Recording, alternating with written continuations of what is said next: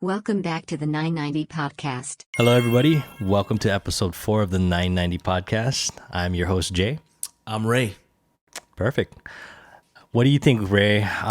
4 episodes in, how do you think we're doing? Man, it's been a fun ride so far. I can see this going long term. I don't know, man. This is fun. It's been fun. I don't want to put pressure on us. Yeah. I think we got maybe 19 views so far on YouTube. But who's counting, right? It's just us. It's just us. Anyway, Ray, let's go back to a conversation we had earlier in an earlier episode. Where are you at with your list as far as some of the movies that we've recommended for you? Man, it's been good. The last recent one was not the Batman, but Batman. Dark Knight Rises. Is that the one? Dark Knight Rises? Christopher Nolan. It's the Part 3, Bane? Yes. Gotcha. Yeah. And so that was Christopher Nolan, as we were talking about. And I think the next one that I'm trying to, off camera, I mentioned trying to get to Interstellar. That's the next one. And then I don't know what's a good. I'm still trying to find an Old Boy. I can't. Yeah, I gotta find it somewhere. I'll be honest. I think you're on the right track here. I know Tarantino was something that you were trying to get through that list. Christopher Nolan, also top-notch director, does not disappoint with everything that he's done. You ever go into some of Scorsese stuff? Classic Goodfellas. There was one recent one that he did. It was Danny De Niro. Or not Danny De Niro. He just made up a person here. What's his name? De Niro. Robert, yeah. That was him and someone else. It solely based on two. The Irishman? The Irishman, yeah. Yes. Was that Scorsese's? Yes, that was. Okay, yeah. So that's the most recent one, which is probably old by now. But that was one. Got that one coming up, though? You're looking forward to that? Which one? The Irishman? No, with Leonardo.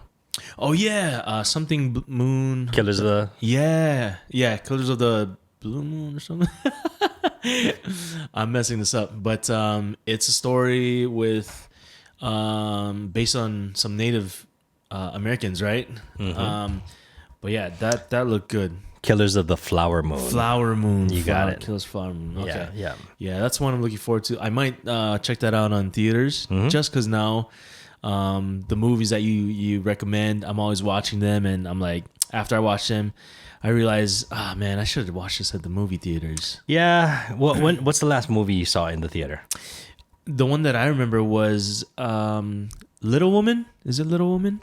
Oh, really? I That's think the last so. one you saw? That's the one with what's that girl's name? Florence Pugh? Yeah. Oh, right? okay. Yeah. Greta Gerwig. That was a while ago. Yeah, we're not movie people, bro. No. Yeah, no. I'm surprised that you guys haven't gone to something more recent though. No, we barely go. Not that we don't like movies. We just well, what? In fact, It's hard with Zozo too, though. Yeah, I mean, but even then, that was Josh's recommendation, so she wanted to watch that, and that was the last one we watched in the movie theaters. Wow. Yeah, but I will say that was I think I mentioned off camera, cinematography wise. I told Josh right after the movie, I was like, "Yo, that cinematography was sick. The colors, I love the colors, color grading and composition, and it was just so good." So that one was a memorable one. Gotcha. Yeah, but that's kind of on the list, which is Old Boy and Interstellar. Okay. Yeah, Good one. Yeah. Very what about good. you? What's on your list? Let's see. Something that I just watched actually last night was Reptile on Netflix. Benicio del Toro, Justin Timberlake, and then Alicia Silverstone, which was really interesting. Alicia Silverstone and Benicio del Toro did a movie in the, I want to say, either late 90s or early 2000s called Excess Baggage. And they just had really, really great on-screen chemistry together. And she hasn't done a lot of things as of late. So it was really cool to see her in this movie and them just be romantic interests in the movie. Always cool to see actors work with each other after time has passed in a different capacity. They definitely were awesome together. In a nutshell, it's kind of a whodunit crime story. I liked it. It really reminded me of True Detective on HBO. I felt like season 1, really dark, a lot of ominous tones. soundtrack was heavy. Like there's a lot of, it's funny, there was no jump scares, but the music led up to as if something was going to happen. Wow. So a lot of the suspense was waiting for something to happen that did not. But yeah, it was great. Highly recommend if you're a fan of Benicio del Toro, called Reptile. When you talk about a lot of suspense but nothing happened, I think about the Pirates Caribbean ride on Disney. There's like a huge lead up. And then I don't know. It's just like, come on, guys. Sorry if you've never been, but that's my bad. I agree. That I have been on that ride, and I do agree with you completely. Yeah. So that looks good. When I think about, when you're talking about the cast, I'm like, shucks, Justin Timberlake. I grew up knowing him as from NSYNC, of course, and that influence kind of plays towards my perception of him as an actor now. Okay. And it's kind of, that's bad because I see him as a musician, not as an actor. And I don't know how much that influences my perspective of how good his acting is. Oh, okay. That makes sense. Yeah. What would you say objectively on his skill-wise with Justin Timberlake? I think he's a decent actor, honestly. He's had a pretty good range of films that he's been in. He's been in some blockbuster movies that didn't do very well. And then he's been in some smaller projects. He did something for Apple TV recently. I didn't watch it. I heard good things about it. And I know like this was a role for him that, again, much smaller budget. But I think he's kind of trying to get into a little bit more of his dramatic acting. He's decent. But, it's interesting like that you say that because not just when you talk about different genres that somebody from... whereas he was a musician turned actor. I think about even like, let's just say actors that were comedians that went into drama. Sometimes seeing that leap, not everybody can make that adjustment, When I think of people that are successful, that have done it, Jamie Foxx, probably the top one, right? Yeah. And we talked about just jack of all trades. Guy can do it all. He can do it all. Yeah. Is there a close second to that? When I think about comedians that can act in a dramatic capacity, I think of Jim Carrey. Oh yeah. Jim Carrey's top notch. It was so. Side note, it was interesting to see him in his more serious roles. So like, what was the flower one? Sunshine. Eternal Sunrise. That one and it was Yes Man. Yep. Yeah. So those two were like, interesting. Because I've always known him as the funny guy, or you know what I mean. So seeing these actors in a different genre is pretty cool for sure. But yeah. I'm trying to think. There was somebody else that was on the top of my list when it came to just comedians. Oh, you know who's underrated? Adam Sandler. Adam Sandler. Everybody thinks of just as the funny dumb character, but he's been in some really dramatic roles. You ever heard of Punch Drunk Love? No, but I've seen that somewhere today. Yep. And I was like, oh wait, who's the director for that? I think it's Paul Thomas Anderson. Oh yeah. Okay. Who does great stuff. There's some comedy in it, but it's really dark. It's a very dark comedy. And he can go into some dark places. Like he has a really breakout role in Uncut Gems. Okay. That's, I think, one of the roles that people didn't really expect much out of him, but got some Oscar buzz because he's so good in it. Oh, wow. And then, even though it wasn't as good as Punch Drunk or Uncut Gems, he recently did a movie on Netflix called Hustle, and I actually really enjoyed that movie. It. Yeah. That was really good. And that was really heartfelt, but I think... what I liked about it was you could tell how passionate he is in real life about basketball. Yeah. And it just kind of transcends it. Well. Yep. Yeah. Yep. It was really good. Yeah. For sure. There was one movie from him that I... Click? Yeah. Oh, no, for sure. I remember crying at the end. That was one of the movies I cried in. It's sad. It's super sad. Yeah. Click was just kind of like a unusual one. Yeah. On the opposite side of that, it's kind of interesting when you see serious actors in a comedy. So in that movie, I think Christopher Walken's in that movie, right? In Click? Yeah. Yeah, so Christopher Walken, everyone knows him as just being a really serious, scary dude. Yeah. And then you watch him on SNL and you see him in some of these comedies, and the guy's like just bonkers nuts funny. Yeah. And he doesn't care, and he just plays that role, right, where Yeah. he just kind of has this deadpan face where you just expect him to be a certain way, and he plays against character. Yeah. It's really funny. Yeah. Yeah. It's just a weird switch because your brain expects something. Exactly. then I it's love like that. complete- yeah. I love when people are able to kind of break their typecast and just show that they can do more. I think that's awesome. Yeah. Let's see. Are we talking about recent pickups today? Sure, why not, man? Yeah, absolutely. Recent pickups for.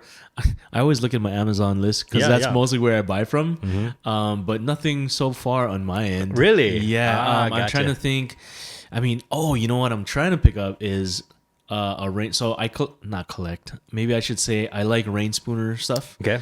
And so I have like maybe 3 that I rotate because they're expensive. Yeah, man. And I only wear them maybe once a week or something. But there's one I always look at talking about saving. I look at the prices, wait till it goes on sale, Okay. and then I'm like, I look at the sizes that I want and wait for it. And if no one's buying it, I know there's gonna be another thing.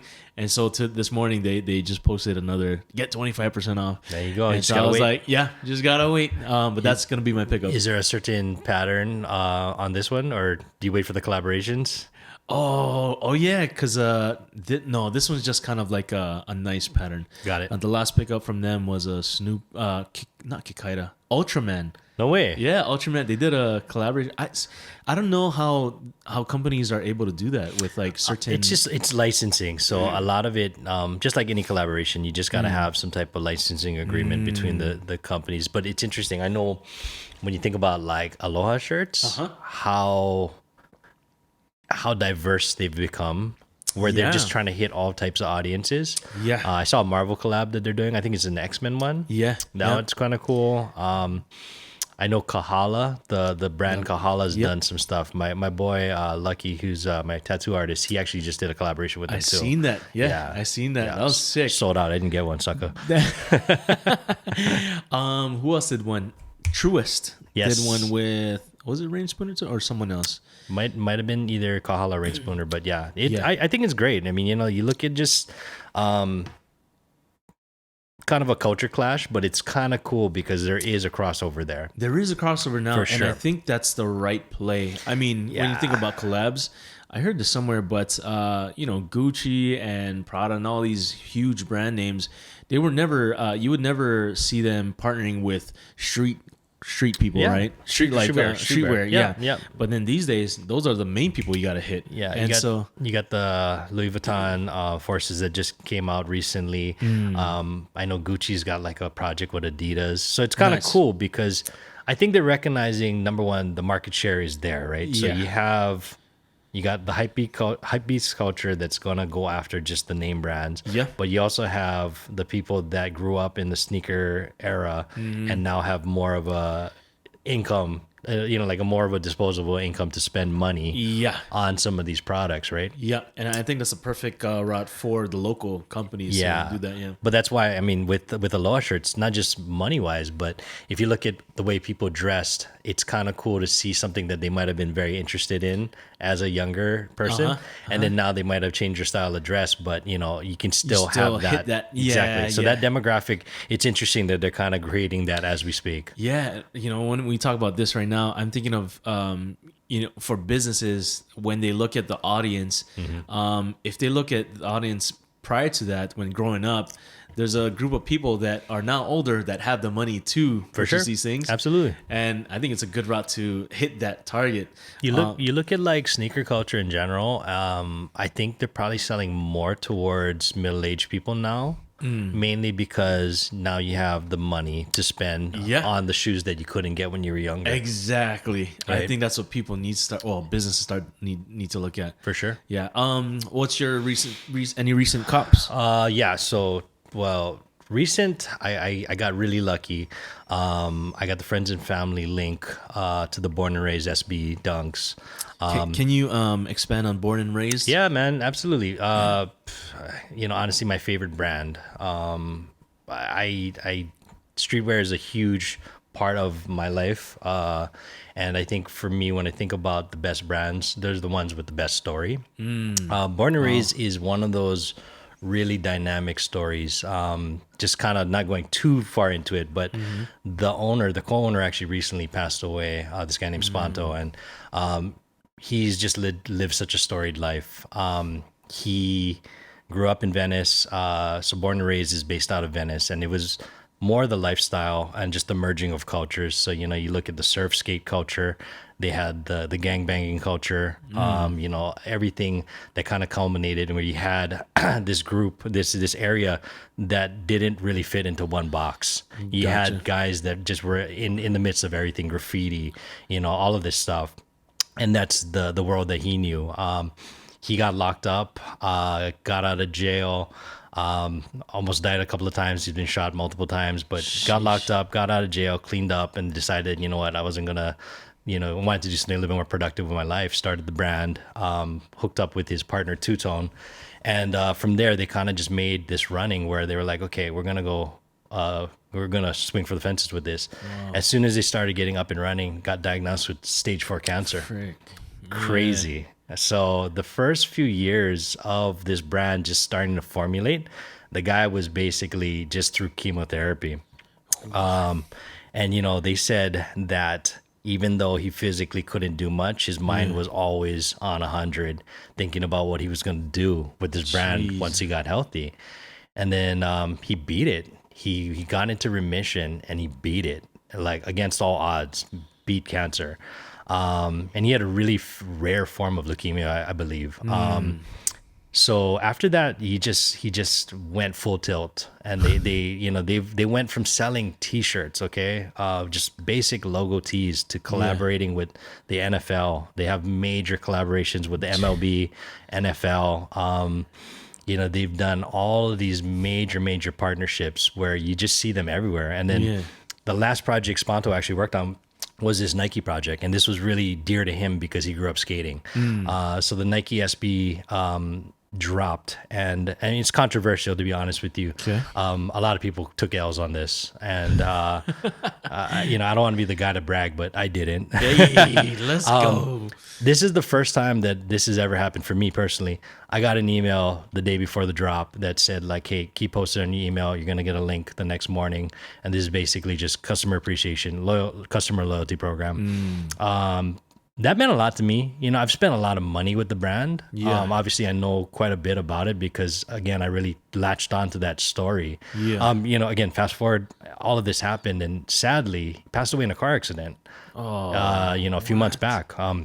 From what I understand, was attending his father's celebration of life in another state, and then got into a car accident.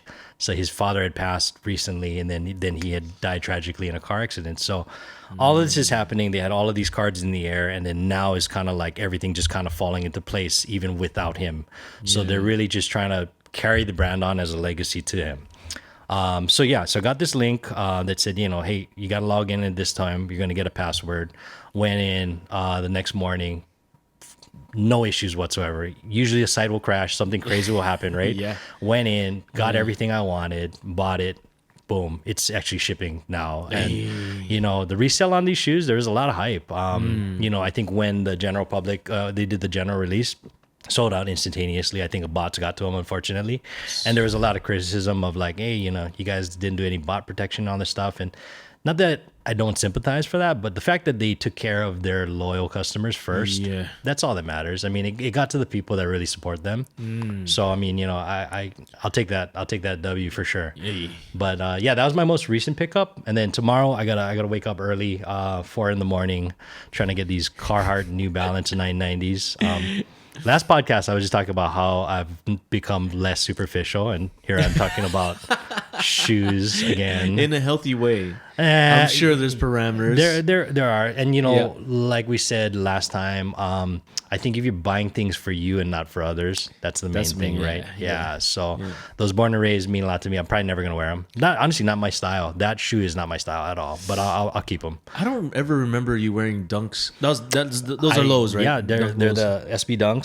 I've never owned a pair. Honestly, never owned a pair. Not my style. But I'll keep them. I'll definitely keep them. But these Carhartts, 100% my style. And I'm prepared to take that L because I already have a feeling that is, I'm waking up for nothing tomorrow morning. Hey, man, these bots, man. We got to do something about these guys. You know what's dangerous, though, is what I do is as soon as it happens, I get frustrated. I jump on StockX. Instantaneously, they get uploaded. I'll put in a price that I think, okay, that's fair, right? Okay. And then I forget about it. And this has happened 3 times already, where all of the blue, I get a charge on my credit card. And I'm like, what is this? Yeah. And it's StockX because my bid went through. Oh. And it's at that point where like I'm already over it. And I was not prepared to spend that money. I kind of just was riding the wave of losing. Yeah. And I'll spend this. And I end up paying double for what I could have just got if I had a bot or something. So story of my life for the last few drops. Yeah. Well, we got to get those things framed. Huh? Do you have any shoes framed up in your? Nah, man. You know, shoes are interesting. I wear all my shoes. So they're made to be worn. You know, I totally get the collecting aspect of it. But I also appreciate when people just really like shoes and then they wear them. You know, if somebody's got, you know, shoes that they've spent a lot of money on, they should wear them. I mean, because then it gets to the point of why did you buy them? You know, if it's truly a collection piece and you want to look at it, kind of like how these dunks are going to be for me, just to say like I kind of own that piece of history, that's fine. But a lot of times people just buy things because of hype. They'll let it sit in a box, hoping that it's going to gain value, so they can either resell it or just say that they have it. Yeah, and then it just crumbles. You know, shoes are not meant to last forever. Yeah. So wear your shoes. I don't think I've ever collected shoes. I've always worn my shoes. I'm trying to think of real quick. Do you have a grail shoe? No, I don't, honestly. Let's see. I was always kind of more about the whole fit, and I understood shoes played a component in that. But when I was thinking about like how to put outfits together, I always just thought about what's a universal shoe that will make any outfit flow, if that makes sense. Yeah. So with that said, you know, I've kind of gone through different phases where Air Max 1s is kind of a staple for me. Because I just like the silhouette. Recently, the 990 V6 is really like that silhouette. I like the way, kind of funny to really frame everything because of this, but it depends on how your pants fall on the shoes. No, yeah. You know what I mean? I think a lot of people don't get that because you can have like the dopest shoe, and if your pants don't fall, it looks stupid. It looks dumb. It looks dumb. You look dumb. It looks bad, you know? For me, choosing a silhouette, it's a lot of trial and error of like, how does this work with my pants without me having to buy pants? You know, like refit my entire wardrobe based off of these shoes. So my shoes gotta work with my pants. Yeah. No, I hear you. These are little nuances that people don't think about. No, for sure. Absolutely. Absolutely. And this is the reason why I hem and tape all my pants. Taper gang. Come on. You know, I'll be honest, life changing. So when Ray and I worked together, he'd always show up with these fly pants, and I'm like, man, why does Ray's pants look like that? And then he gave me this little tidbit that not only can your seamstress hem your pants, you can ask them to taper them. Tape gang, let's go. It's life changing. I'm not joking. I gotta give you props, dude. Ever since then, my seamstress has been like, this guy again. Who's your seamstress, bro? This nice Korean lady. Okay. Kemoku side. Which explains like pretty much every seamstress in Kemoku. Yeah, true. Nice Korean lady in Kemoku. But she's been doing all of my pants for years. And once you have that, they already know. You build exactly. You know what you like. Pants fit differently for sure, but I think, you know, my measurements for the most part are always going to be around the same. So I just bring them in. Like, she's like, oh, the normal, just like a haircut, right? Exactly. The usual. Exactly. Yep. Guys, I'm telling you, get your pants hemmed and tapered. You look fly. You look well, good. You know, Asians, right? Let's be honest. What Asian has a 32-inch inseam? I always wonder, you know, I know that's kind of the standard fit for most Americans. But when it comes to just Asian dudes, like a 32-inch inseam is not happening. It's not happening. Yeah, I know. I measured mine. Yeah. And my good spot is around 26.5 to like 27.5. There you go. Yeah. Yeah. I mean, yeah, because then it just sits perfectly, It's right? perfect. And then it depends if you want to pin roll your pants too. Then you got to consider that. Yeah. Yeah. No, yeah. My I think And it depends on the brand too. You know, I have some pants where I won't hem. It's a 30-inch inseam and it's actually shorter than that. Yeah. But it just really depends on the fit. Yeah. But yeah, man, it's so funny. I oftentimes wonder, do people really think about these things when they put their fits together?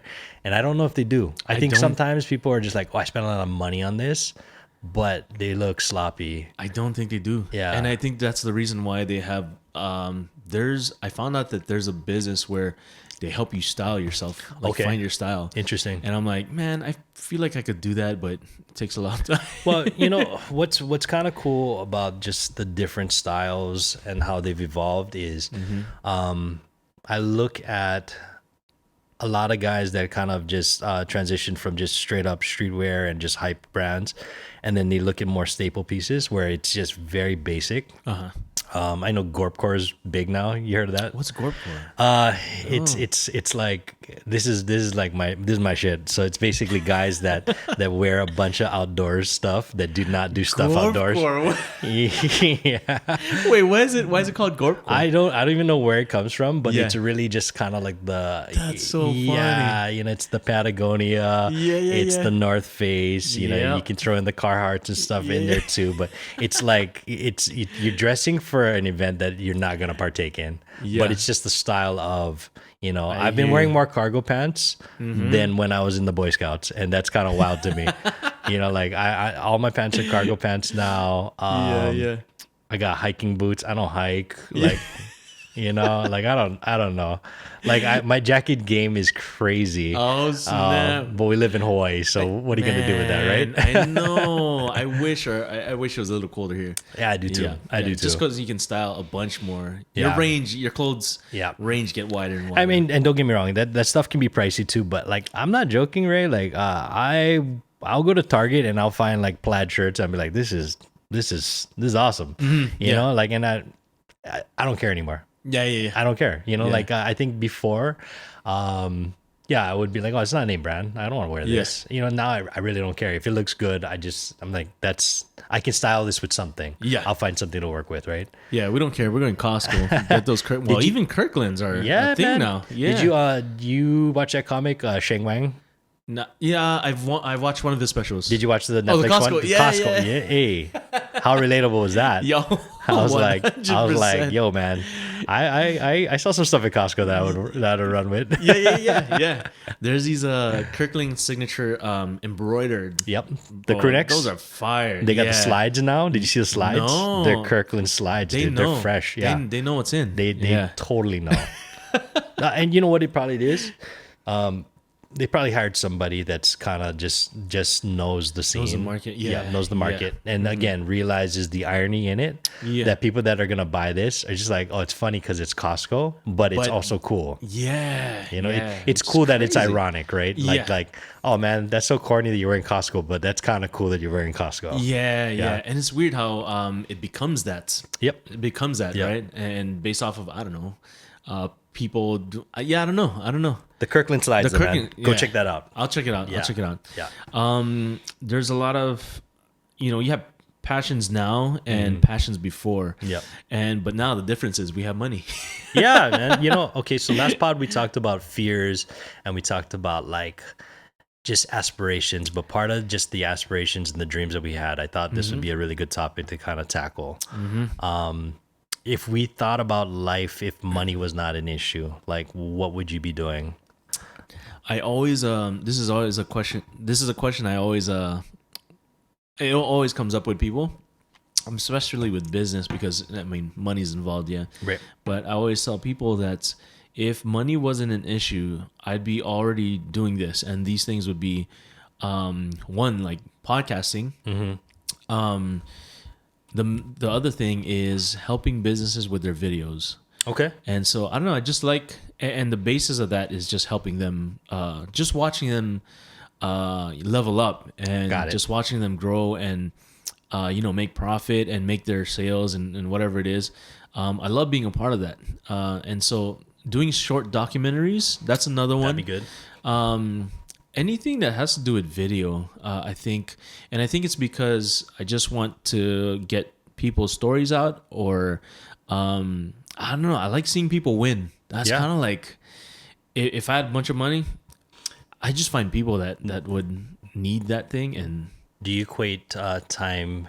Do you equate that to money? As far as like, if money wasn't an issue, you'd have the time to be able to do these things. Like I don't have to worry about bills. I don't have to worry about this and that. Oh, is that yeah. is that what you're thinking? You'd have more time for these passion projects? well, not necessarily. I see it in a way where it's like I don't have, because I think off camera we're talking about like, okay, now I'm looking at these passion projects as things that don't bring in income. Got it. Right? Yep. And on the other hand, it's like, okay, but I need something to find. I need to find something that will pay for these passion projects. And it's weird because I like doing videos for small businesses, but at the same time, I was seeing it as the thing that would help with income. Okay. But I always tell them, if I didn't need money, I'd still be doing this because I just want to. Yeah, I just like seeing people win, bro. That's like one of my things. Fair. Anything within that bracket, I'd be doing that. Well, that makes sense. That makes sense completely. That's fun. I don't know. It's just fun. It's just fun being a part of that thing. But it's kind of I don't want to say cheating, because now that you have money, you can just instantly provide that. You know what I mean? Yeah. But is that worth it versus, helping them with the video? You know what I'm saying? Like, Yeah. like if I'm making them a video to make more money or make more sales or something, can't I just give them money? You know what I mean? So okay. now that I'm thinking about it, I'm like, oh, that's an interesting thing to think about. So I don't know. Yeah, that's interesting. That is, if money was an issue, what would I be doing?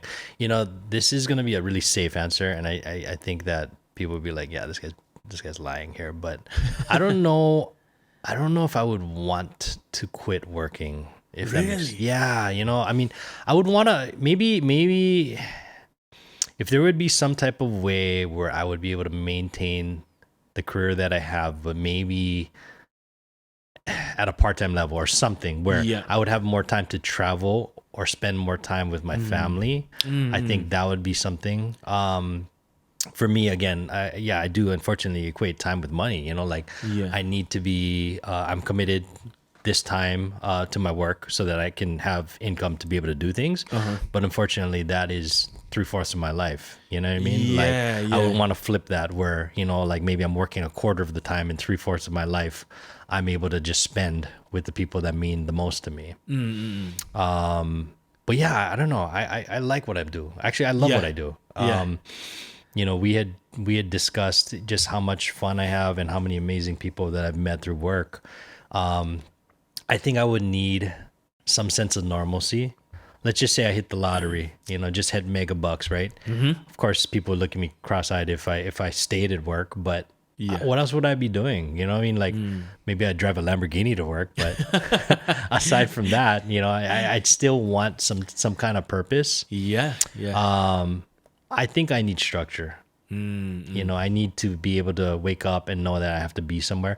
To some people, that's constraining, but for me, that really brings order into my life. So I think that work would always kind of be some sort of, it would always be present, even if I did have an endless supply of money. I think the things that stress me out, believe it or not, is when you have these guys with billions of dollars and then they become philanthropists and they got to set up foundations, all this stuff. Like that would be too much for me. Don't get me wrong. I would love to be philanthropic and share some of that wealth. Yeah. But truthfully, I mean, I think I would just take care of my family first, I think I would want to. What would you do if you won the mega bucks here and you had $1 billion? What would you do? It's funny because I was going to ask you, what's the first thing you would do if you won $1 billion bucks? The first thing is take care of the family. Yeah. I mean, I always envision myself calling up my sisters and be like, hey, pick out any house you want, wherever you want. Right. I'm going to hook it up. Yeah. And of course, the parents, I mean, just a family, it's just setting them up. And it's funny because I'm thinking about it now and it's a sense of safety for them. Sure. And, I think that's what I'm really buying for my family. It's just I want them to be safe and sound. The next thing I'll do is bro, hook up the homies. Yeah, bro, man. I would be so stoked to get them like cars or whatever, and just like, yo, let's go, let's go to the dealership and pick out a car or something. It's so funny because when I think about like my relationship with money now is so different compared to when I was younger. Okay. Because one, now I realize the real value of money. Yep. And now it's I mean, I see it as a tool. So when I was growing up, I thought of it as like, if you have a lot of money, you must be kind of like douchey or whatever. Right, yeah? right. I didn't realize they're philanthropists. Like, that wasn't even a thing when I was growing up. I didn't know what that was. And now it's like, now you have to make, my mentality now is you have to make as much money as you can, not for the sake of being rich, but for the sake of taking care of your family. You know, what's a scary thought about it is though, once you reach that level,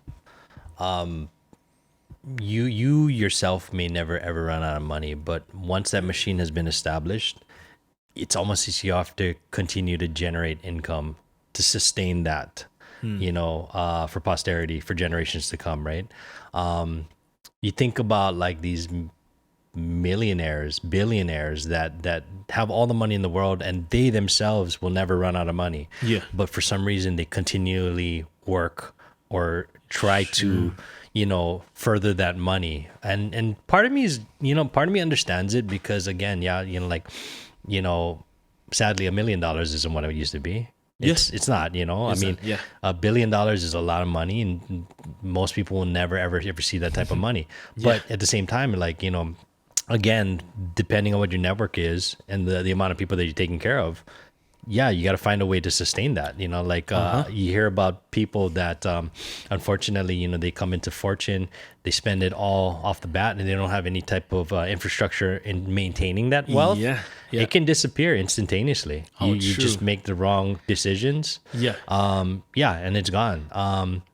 But then there's also value in just wondering, like, for me, if I just came across $1 billion, same thing. I would take care of my family, pay mortgages off. What do you want to do? You guys want to travel? Here you go. And that's a no-brainer. But I don't know how realistic it is. I literally wonder how it would just feel to just have that money in the bank and then just continue life as is. Maybe I, again, drive a nicer car, maybe do some of the things that I wanted to do. But how cool would it be to just have the same sensitivity that you did before when it came to just if you could maintain your sensibility when it comes to money, that relationship with money, but now you just have more of it. Yeah. I wonder if it would be more or less complicated. That's a great question. You know what I mean? Like, again, you can't bring it with you to the grave, right? Yeah. But how much easier would it be if I had $1 billion in the bank account and I still went to work on Monday, but when I come home, I got $1 billion in the bank account? You know what I mean? Or, would I be worried about like, oh, now I got to do this. Now I got to get $1 trillion. You know what I mean? Like, I don't know. I wouldn't want that problem. Yeah. And I think about that and I'm like, okay, how much is enough though? Exactly.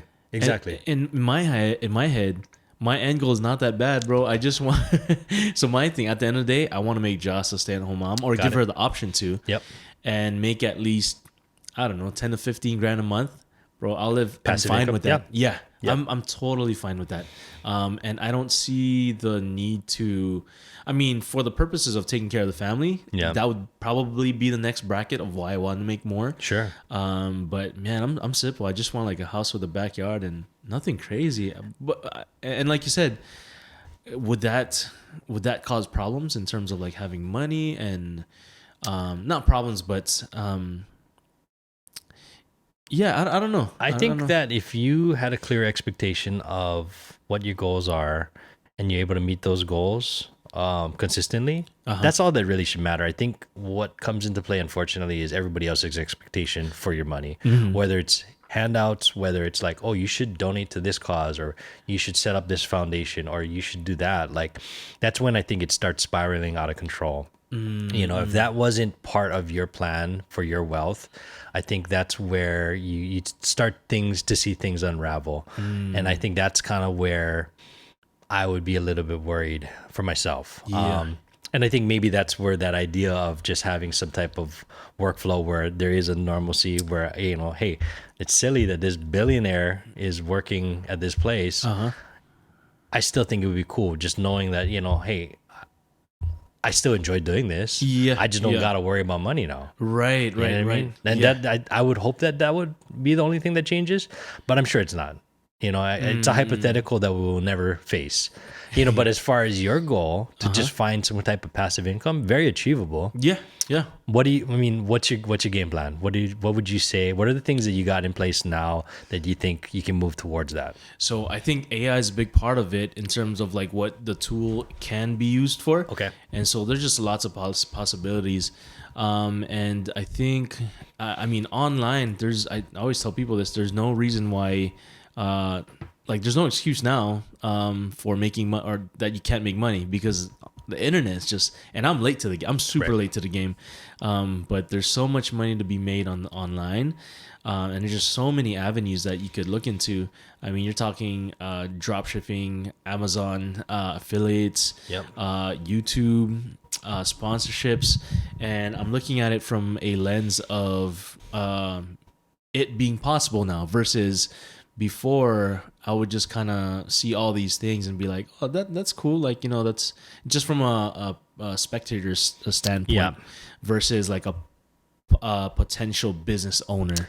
Yeah. It's this interesting, there's this really interesting point where a lot of this to me personally feels like a pyramid scheme. When you see people advertising affiliate programs and all that, and you're like, wow, man, this seems like a get rich scheme. And then you hear about the success stories, and then you wonder, like, what is the percentage of those success stories versus all the people that attempt it? Yeah. And I think that's kind of where, I heard this phrase the other day, one day versus day one. You can always think about it like one day I want to do this, or maybe someday I'll do this versus I'm doing this. So I wonder, like, at what point does one make that flip and be like, I'm going to just try it out. And then if it doesn't work out, then go back to the drawing board. Yeah, man. I think I'm old school in the sense that still scares me. I need to know that I'm going to get a paycheck every 2 weeks. Yeah. I need to know Friday is my payday and that these bills are taken care of. Yeah. And I don't ever have to worry that some months are going to be better than others. It's just going to be even across the board. This is my budget and that's what I want to do with it. And I think there's value to that, but it's also constraining because that frame of mind doesn't allow you to think outside of that. And that's usually where you have these disparities when it comes to wealth. You have guys that are like mavericks and they're just like, YOLO, let's just do it. Yeah. And most of those guys, they fail and they crash and burn pretty royally. Yeah. But then you have those outliers that are able to do it and sky's the limit, Right. Who's saying you can't be that person is what I mean. Yeah. I think when it comes to the online funnels of, income, I think consistency is kind of like the huge thing. Okay. And I think that's my downfall because there's projects that I want to do and that I've done that I haven't been consistent on. But I see small businesses or small channels on YouTube that post. I mean, and I hear it a lot, and it's like if you don't stop, you just keep on doing it. Like something's about to pop off. Yeah. But you just got to be consistent. Got it. If I can find a way to be sustainable while trying it out, then it's a good place to be in because you have that opportunity to at least try and not kind of crash and burn. For sure. If you have your income set, I guess. Yeah. And that's I think that's one thing that most people that have done the entrepreneurship route will tell you, that you gotta, in order to put your dreams in play, you have to have some type of bankroll established, whether that's maintaining your current job. You can't just be like, screw it, and just quit and then be like, my dreams are going to pay the bills. You can't do that. You got to have something that's consistent and sustainable in order for you to really push that vehicle forward when it comes to these ideas and dreams. I don't think that's stressed enough where like you gotta have something consistent in order to get to the point where you build something that can monetize and run itself essentially. Yeah. And I think there's a lot to learn on my end in terms of finding avenues and funnels, because I don't know anything about entrepreneurship. There's such a huge there's a plethora of knowledge that one needs to know in order to get a good step ahead. And one of the things I learned is, if you don't have to be the best, you don't have to be good at it, but if you're first at it, then you already have a good step. So being the first at something is a huge thing, for a huge boost in starting up. So that was one of the things that I've heard of. If you think of, even podcasting, if you think about the first people that did it, I'm sure they monetize. I'm sure, but if they stayed with it, I'm sure they're banking with all if you look at the giants. Joe Rogan, I know he's divisive. I'm a huge fan, but mainly because he's built this platform just out of sheer consistency. Yeah. Say what you will, but I don't think it's changed since day one. I think he's always looked for people that potentially could be controversial, but also people that just provide stimulating conversation. But that formula and that idea that you're going to interview people daily has just proven that it can be done. You just need to commit to it. And most people just are not able to commit that amount of time, effort, and resources into their dream, right? Yeah. And when I think about what it takes to sacrifice, or what's the sacrifice that needs to be made in order to get something going, that could look different for a lot of people. Oh, for sure. Yeah, absolutely. And for me, it's now I'm realizing, there's a lot to sacrifice if you're setting something up. Yes. If you're talking about passive income. Yeah, absolutely. For businesses, what would you say? Because I don't know if people know, or if this is something you want to share, but you were into business before? Yes. Yeah. I was an entrepreneur, I had a small clothing boutique. And it was a very formative point of my life.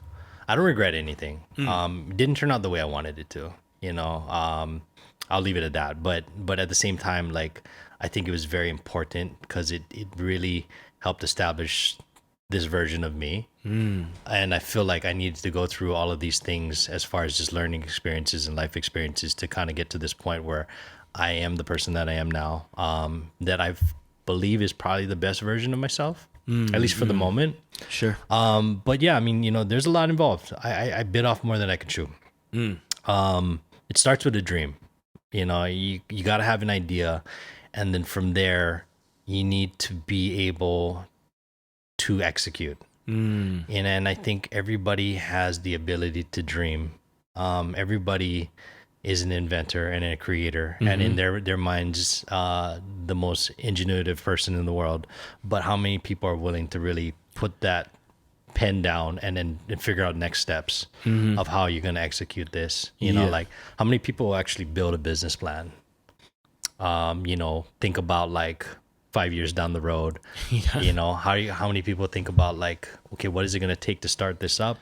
What are my goals? What are my benchmarks? How am I going to gauge progress? What are the metrics that I need to look at monthly and daily to be able to ensure that this is successful? At what point is there a break even? Like, if I'm in the hole and I'm continually losing money, is there a break even point where I'm going to start turning a profit? How much am I willing to put myself into a financial situation until enough's enough, or until I start seeing, the fruits of my labor? These are things that I think a lot of people don't think about when they have these ideas, because honestly, it's the killer of dreams. It is. It is, and I'm not trying to be pessimistic about it. No. People make runs and they come up with these phenomenal ideas, and they're able to execute, and they make money. They make money doing the things that they love. And I there's so much appreciation for people that can do that. For me personally, I I think the biggest lesson that I learned from this is that I just need consistency in my life. I think when I was being an entrepreneur, it was really, really tough because there's just a level of uncertainty, mainly just financially. But, every decision you make is now tied to this business. Yeah. Whether it's, hey, this level of commitment to time, whether it's sacrifices financially, or whether it's like, I cannot do this because I have to do this.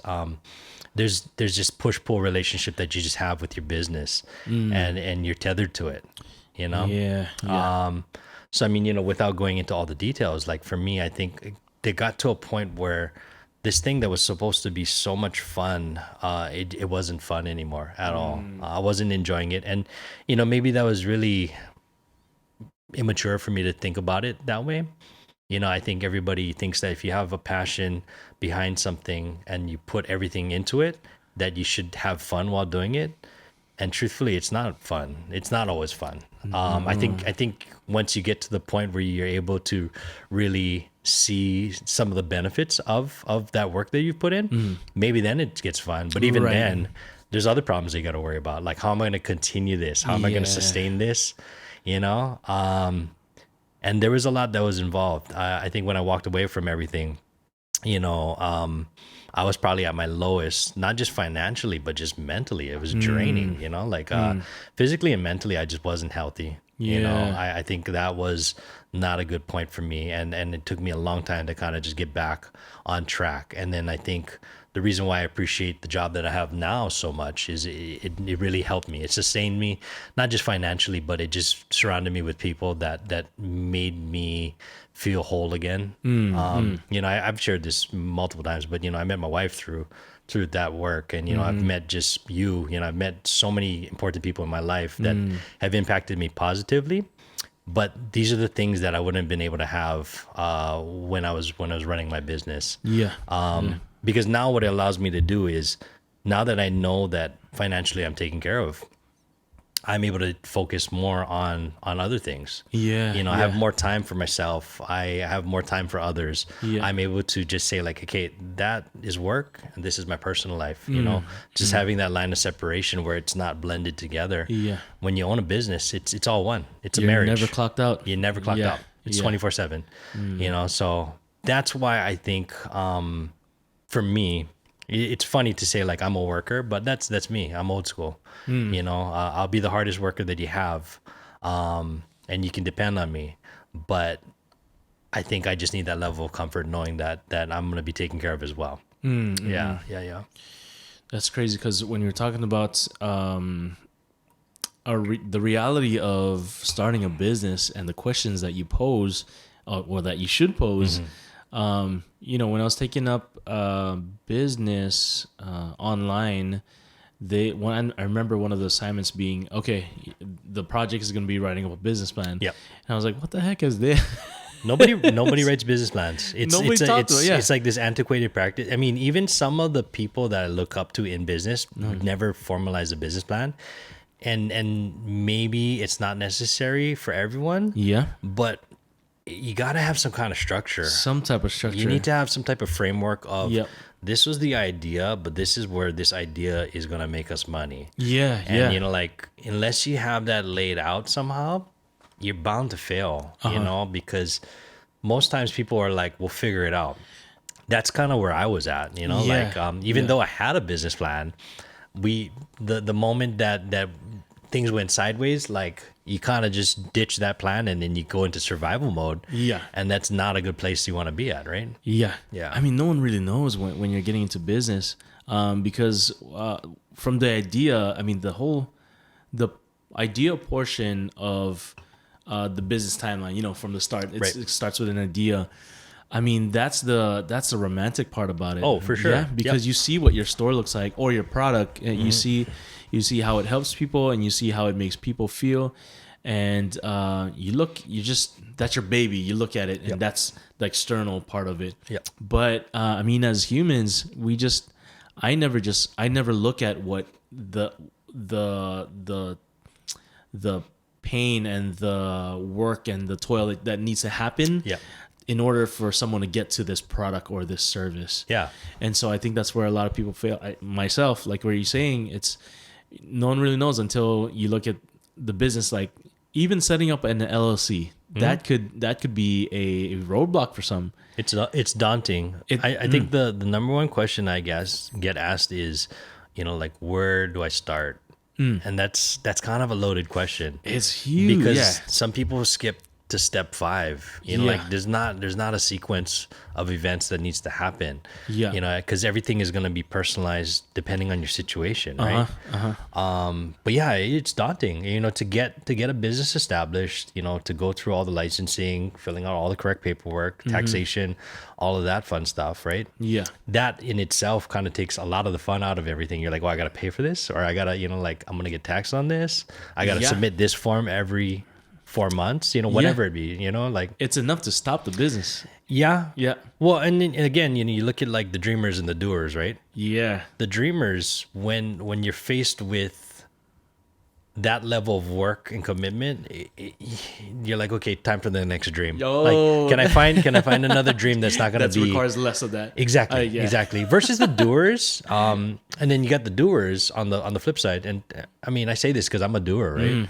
Where what's involved, but then you don't really want to dream too much because you're like, I'd rather not. It's too much work. Yeah, you know what I mean? Like, I know what's involved with that. Sometimes when people say like, I got this idea, I'm like, oh, that's great. And then, not that I try to shoot it down or put holes in it, but I try to be like as realistic as possible with them, and just tell them like, hey man, did you think about this, this, and this? And as soon as I make that list and it gets to a certain number, you can kind of see it just in their face, like, oh, I didn't even think about that. Yeah. And that's just sadly the reality of it. If you're willing to do all of that stuff, you're gonna, and you're passionate. If you're still passionate after all of that stuff, you're gonna make it. I was gonna ask if how passionate do you need to be for this particular product or service, in order for you to get past the doing side. Like what's the, I don't know. So when you were into that business, what pushed you in a sense? Well, so I was always just product and service based. That's just my background, right? When I look at my skill set, it's customer service, in any capacity. I'm the best at it. I can say that. I know that. I feel like my people skills are top notch, and I think that people can recognize that. That's really where I shine. So having a business based off of that, watching people's reaction to be able to provide a product or service was always just what drove me. But also, I think, again, from an immature standpoint, we talked about this before, but there was this whole point for me where I just felt like I was seeking validation, from others. When I think about my business, I would love to have thought that I had done it entirely for myself, but really, I think I did a lot of it because I wanted people to think that I was doing something important, and it became more about what other people were thinking or what I thought people were thinking versus what really mattered, which was, is this making me happy? Wow. And it wasn't. It wasn't anymore, and that's, I think that's probably the tough reality. Yeah. I think that's a good basis too. I mean, a good question to ask yourself is, are you still having fun? Yeah. I mean, again, you're gonna deal with a lot of bullshit. It's inevitable. It is. It's a whole pile of it, and are you able to dust yourself off every single day after getting just beat down and be like, okay, look, I know that there's a light at the end of the tunnel, and do I still enjoy doing this? And if you do, then you're gonna continue to work harder until you get to that point. Yeah. But you also have to come to the realization, if you don't see an end in sight and you're just not enjoying yourself, what is it worth at that point? Yeah, right. Before we close off, what would you say to someone that's never been into business? Okay. What's your greatest piece of advice that you can think of, that you can say to this person? I think that it's important to know what your end game is, and I know that's really I know that's really vague, but if your end game is to be rich and famous, then what 100 steps do you need to take to get there? If your end game is to be, if you want to scale gradually, if your end game is, like you said, if you want to make passive income, $10,000 a month on passive income, that's very achievable. So like your steps are defined by that goal, right? So you got to kind of like scale it that way. So even before everything happens, you got to like think, what do I want out of this? You know, like, do I want to be a worldwide brand and name? Do I want to be recognized? Do I want to be the face of this? Or do I want my product and service to be the face of this? You know, like, who do I want to align myself with? Do I want to take on partners? Do I want to do all of these things? Yeah. That changes the variables and dynamics of everything. But yeah, I would say just know what your end game is. And then also just, if you no longer recognize, if it gets to the point where you no longer recognize that idea, that original spark that you had, it may be time to reevaluate. That's good. That's kind of got to be your guiding light. Like whatever inspired you to just be like, I'm going to take this loan. I'm going to go bug my parents. I'm going to go hustle and I'm going to work 3 jobs. You know, whatever inspired you to do that. Yeah.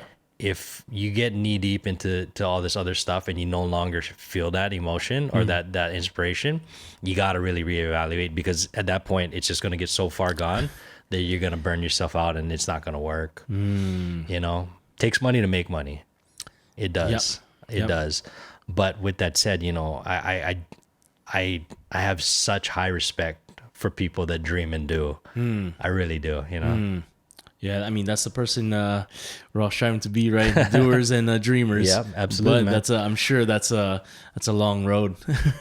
Hey, man, again, work in progress for everything, right? Yeah. You know, I feel like, you know, Ray, when I think about you, and not gassing you up, like I think you can do this. You know, I not just with this podcast, but just in general. I think like you have ideas, but you have something driving you further than yourself, and I think that's really important. You know, you have a motivating factor with your family and wanting to just take care of them that I think will take you further than most, because that's always going to be a constant. Yeah. You know, like no matter what happens, if that's kind of what your driving force is, that's going to be present in your life, your whole life. I know. You know?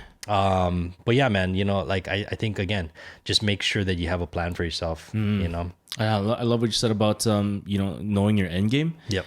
Because that's kind of like how I've been trying to think. Something came up where I was like, man, if I only knew the end game, then you could formulate how you could make that work. Yeah. End game meaning how much you want to make, where you want to make it, and you know, all these pieces. It seems more. It doesn't seem logical to think of it that way. Yeah. But now that I'm looking at it, it's actually probably the best way to look at it when starting something up. Yeah. Yep. Yeah. Every start has a conclusion, you know. So just skip through those chapters. You can kind of write the book based off of how you want your conclusion to be. Yeah. Does that make sense? Oh, perfect. Yeah. Right on, guys. Well, hope that was helpful. Jail, thanks for hanging out again. Yeah, man. Always. And yeah, we'll see you guys back again, right? Yes. All right, y'all. Peace. Shoots. I think the last part I should have said, Joe, thanks for hanging out again. It seems like you were a guest. No.